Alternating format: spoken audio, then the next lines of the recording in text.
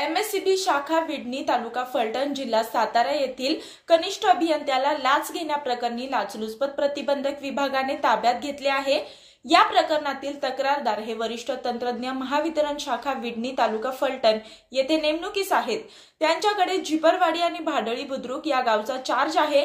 तक्रारदार हे लोकसेवक असून त्यांच्याकडे आरोपी लोकसेवक सदाशिव अशोक गंगावणे वय वर्ष 45 वर्षे कनिष्ठ अभियंता महाराष्ट्र राज्य विद्युत वितरण कंपनी मर्यादित शाखा विडणी तालुका फलटण जिल्हा सातारा मूळचे राहणार flat number 401 Lotus Residency Dhanori road Lohgaon Pune वर्ग 3 सध्या राहणार महाराष्ट्र राज्य विद्युत वितरण कंपनी मर्यादित फलटण कार्यालयाच्या मागे गणपती मंदिरा शेजारी फलटण जिल्हा सातारा यांनी प्राप्त ग्राहकांची नवीन वीज कनेक्शन प्रकरणे मंजूर करून मीटर देण्यासाठी प्रत्येक प्रकरणामागे 1000 रुपये प्रमाणे 3 प्रकरणाचे 3000 रुपये लाचेची मागणी केली आणि तडजोडी अंती 2000 रुपये लाच रक्कम स्वीकारताना रंगेहात पकडले असून गुन्हा दाखल करण्याचे काम सुरू आहे।